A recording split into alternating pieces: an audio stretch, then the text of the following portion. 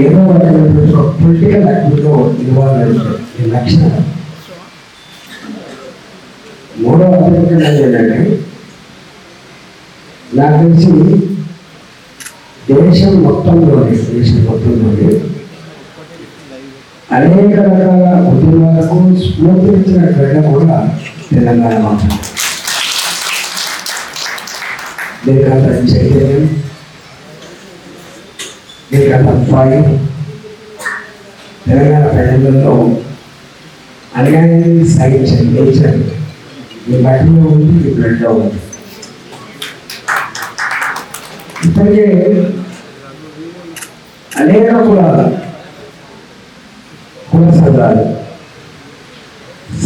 కుల సంఘాలు కూడా 2, 3, 4 సంఘాలు, ఒకటే ఉన్న సంఘం కూడా ఉంది. ఒక పార్టీ ప్రోత్సహించవచ్చు, ఇంకొక సంఘాలు ఇంకొక పార్టీ ప్రోత్సహించవచ్చు, వాళ్ళ అవసరాల కోసం వాళ్ళకి పోవచ్చు. కానీ పార్టీల పైన ఇప్పుడే కులాల పైన కూడా మద్దతున్న సంఘాలు ఉన్నాయి. కానీ ఆ మొట్టమొదటి ఏంటంటే, మళ్ళీ జేఏసీ కూడా మళ్ళీ ఆ పార్టీ నడిపి జేఏసీ, ఈ పార్టీ నడిపి జేఏసీ, ఈ కుల ఆధిపత్యం జేఏసీ, ఆ కుల ఆధిపత్యం జేఏసీ కాకుండా అందరి జేఏసీగా అవతరించే ప్రయత్నం చేయబడుతుంది. అందరి జేఏసీగా ఉండేట్టుగా చూసుకోండి. నెంబర్ 2, జేఏసీ ఏర్పడుతున్నప్పుడు పొలిటికల్ నాయకత్వం ఉండదు. నాలుగు నాయకత్వంలో, లేకపోతే శ్రీవాస నాయకత్వంలో, లేకపోతే 5 నాయకత్వం ఉండదు. అందరికీ ఆమోదం ఉన్న ఇప్పటిదాకా ఏ మరకలేక, ఏ ముద్దలేక, నిక్కచ్చిగా నిజాయితీగా నడపగలిగే చెప్పగలిగినటువంటి వాళ్ళ నాయకత్వంలో మా గురించి సంపూర్ణంగా నాకు తెలుసు, మీ గురించి కూడా నాకు తెలుసు. ఇవాళ నేను మళ్ళీ ఆ నూతనకి పోను. జేఏసీ మళ్ళీ చెప్తున్నా, జేఏసీ అందరి ఆమోదయోగ్యంగా ఉన్న ఒక న్యూట్రల్ మంచి వాళ్ళతో ఏర్పాటు చేసే ప్రయత్నం చేయండి. దాని నాయకత్వం ఎప్పటివరకైతే ఇప్పుడు శ్రీనివాస్ కూడా చెప్పాడు, మళ్ళీ కూడా చెప్తున్నాను, ఎప్పటివరకైతే రాజకీయ పార్టీ ఇన్వాల్వ్మెంట్ ఉండదో అప్పటిదాకా దానికి ఆ గౌరవం, ఆ గుర్తింపు, ఆ పదవులు వచ్చే ఆస్కారం లేదు. కాబట్టి అన్ని రాజకీయ పార్టీలు ఇన్వాల్వ్ చేసే ప్రయత్నం చేయాలి. వాళ్ళకి కించపరచలేదు. వాళ్ళు రాగానే ముందు పెట్టుడు ఏదో జేఏసీలో ఇవన్నీ చూసేవాళ్ళు చెప్తున్నారు. శ్రీనివాస్ గారు చాలా చూసేవాళ్ళు చెప్తారు. నేను జేఏసీలో ఉంటే, జేఏసీలో పార్టీల పరంగా ఒక్కొక్క పార్టీకి 2 చెప్పులు ఉన్నాయి. ఒక 100 సాధించకపోయే ఆస్కారం ఉన్నాయి జేఏసీ. కానీ ఇచ్చకపోకుండా కాపాడగలిగే నైపుణ్యం, ఆ ప్రోగ్రెస్, ఆ కమిట్మెంట్ ఉన్న వాళ్ళు ఇక్కడ కొన్ని సెన్సార్ చేసి వాటిని నడిపించే విషయం మర్చిపోకండి.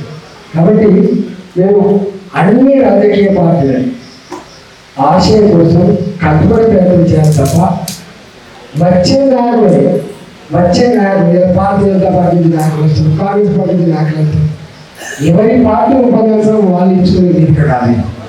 ఈ వేదిక ఉమ్మడి ఆశయం కోసం, ఉమ్మడి నిజంగా కోసం మాట్లాడే తప్ప ఇది పార్టీల పరంగా ఉపన్యాసం ఇచ్చుకునే దేశం కాదు.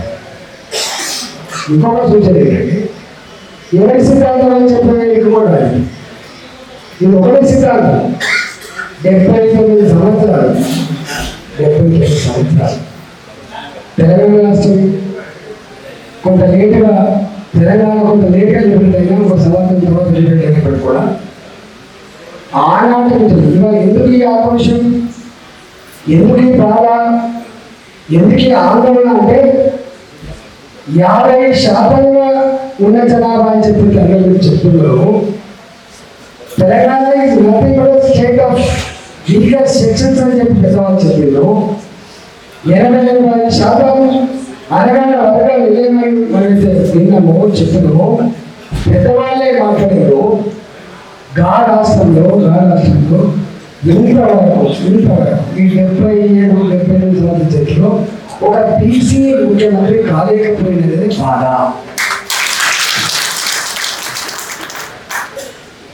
అన్నీ నీవే అయినప్పుడు ఎందుకు పొందలేకపోయాము అని చెప్పి ఇతరులు నిందించడం మంచిది కాదు.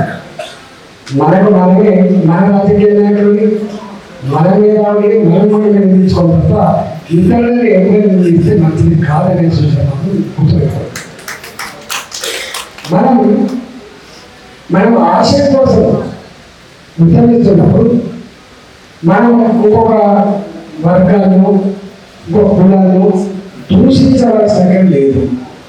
దూషించలేదు. ఇక్కడ ఏమనుకున్నామా, మాది మాకు కావాలనొచ్చు తప్ప ఇతరులకి కావాలని చెప్పి ఎక్కడ కోరట్లేదు. మన గొప్పల కోరిక కాదు, న్యాయమైన కోరిక. ఇతర కులాలకు ఇతర వర్గాలకు కూడా ఏమవుతుంది అంటే నిజమే కదా పాపం వాళ్ళు మీరు మాట్లాడుతున్నప్పుడు, మీరు లెక్కలు చెప్తున్నప్పుడు, అసలు మీ ఆందోళన చేస్తున్నప్పుడు నిజమే కదా అనేటువంటి భావన కలగాలి తప్ప అట్లెట్లయితుంది అనే భావన రాకుండా ఆస్కారం కలిగేది. కళలతో రాసేవాళ్ళు ఉండొచ్చు, ఉపన్యాసం ఇచ్చేవాళ్ళు ఉండొచ్చు, ఇంకా పొలిటికల్గా కూడా మనకు చెప్తూ మీకు సపోర్ట్ చేసేవాళ్ళు ఉండొచ్చు. ఇవన్నీ రకాల మీకు కోయిన్సైడ్ అయితేనే రిజల్ట్ అవుతుంది తప్ప లేకపోతే రిజల్ట్ వచ్చే ఆస్కారం లేదు. మీరు ఇంకొకటి ఒకప్పుడు రిజర్వేషన్ అంటే ఈయన పెద్ద లెక్క వాడుకుంటున్నాడు. ఇలా ఈ దేశంలో అన్ని కులాలకు రిజర్వేషన్ అందుతున్నాయి, గుర్తుపెట్టుకోండి. ఒకప్పుడు ఎస్సీలకు మాత్రమే రిజర్వేషన్, ఒకప్పుడు ఎస్సీలకు మాత్రమే రిజర్వేషన్. మీకేంటే ఆ రిజర్వేషన్ వస్తున్నామని చెప్పి మాట్లాడేవాళ్ళు. బీసీలకు మాత్రం రిజర్వేషన్ అని చెప్పి మాట్లాడారు. ఇవాళ దేశంలో అన్ని కులాలకు, బ్రాహ్మణులతో సహా వైశ్యులతో సహా అన్ని కులాలకు ఈ దేశంలో రిజర్వేషన్ ఉన్నాయి. కాబట్టి ఎక్కడ కూడా బహుమానం పడలేదు.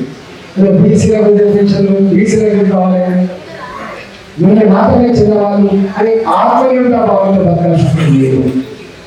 రిజర్వేషన్ల వల్లనే నేను చచ్చిపోయిన భావన నాకు విన్నాం. నేను చిన్నప్పుడు బాగా అనిపించేది. మనం ఇలా అనేక మంది అంబేద్కర్ ఏ జాతిలో పుట్టిండు, ఏ జాతిలో పుట్టి కూడా ప్రపంచంలో గొప్ప రాజ్యాన్ని అందించగలిగిండు. ప్రపంచ మేధావులలో ఆయన ఎందుకు చేసుకోలేదు. కులము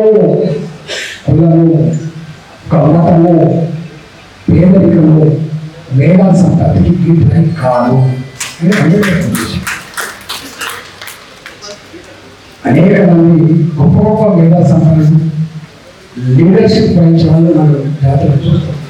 కాబట్టి ఎక్కడ కూడా రిజర్వేషన్ల వల్లనే ఇవాళ మెరిట్ చచ్చిపోతుందంటే ఇలా డీమ్డ్ విశ్వవిద్యాలయంలో డబ్బులు పెట్టి మెడికల్ సీట్ కొంటాడు, డబ్బులు పెట్టి ఇంజనీరింగ్ సీట్ కొంటాడు. ఇవాళ ఎస్సీలలో ఒక 500 ర్యాంక్ మెడిసిన్ రాకపోవచ్చు, కానీ 350 ర్యాంక్ వచ్చిన కూడా డబ్బులు పట్టుకోకపోతే మీకు సీట్ దొరికేట్టు రాస్తారు. కాబట్టి ఇప్పుడు రిజర్వేషన్ అందరికి అందుతుంది కాబట్టి కొంతమందికి అందుతుంది ఇంప్లిమెంట్ అయిపోయింది.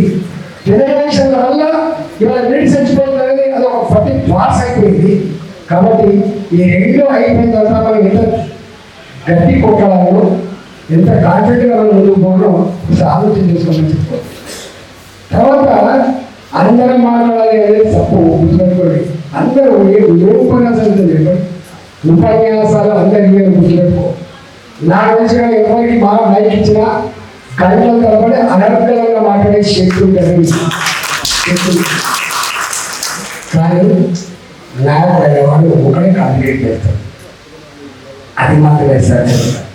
నువ్వే మాట్లాడతావా, మీరే మాట్లాడకూడదు అంటే మీరు సక్సెస్ చేస్తావు. సమాజానికి కమ్యూనికేట్ చేయాలి, ఒప్పించడం, మెప్పించడం ఎలా కావచ్చు. నువ్వు ఎన్ని కోట్ల మందికి మెప్పించగలుగుతున్నావు, ఒప్పించగలుగుతున్నావు. నువ్వు మాట్లాడుతున్నప్పుడు ఎంత ఇష్టమైన ఎట్లా తప్ప ఎంత బాగా మాట్లాడు నిజమే కదా అని మద్దతు వచ్చినట్టున్నాను తప్ప వాళ్ళని శత్రువుగా చేసుకునేటువంటి మాట్లాడి గంటల తరబడి ఉపన్యాసాలు గంటల తరబడి మీటింగ్ మంచి కాదు.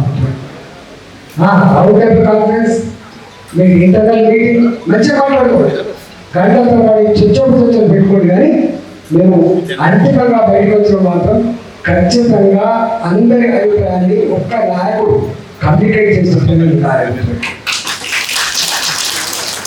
100 మంది నాయకులున్నా మళ్ళీ ఒక నాయకుడు మాట్లాడుతున్నట్లయితే చూడండి కదా క్యాబినెట్ మినిస్టర్స్ ఉంటారు, క్యాబినెట్ మీటింగ్ అయిపోతుంది, ఒక్కడే వచ్చి మాట్లాడిపోతాం, ఒక్కడే వచ్చి మాట్లాడు. ఆ పద్ధతి తప్పకుండా ఉండాలి. డిగ్నిటీ డెకోరం ఇవాళ ఎంత గొప్పగా వీళ్ళు నడుపుతున్నట్టు భావన సమాజంటే ఇవన్నీ తప్పకుండా పాటించాల్సి. మీరు చదివే భాగం మీద ఎటు పోలిగా ఆల్రెడీ తెలంగాణ సమాజంలో బీసీ జాతులలో ఒక ఆలోచన వచ్చింది.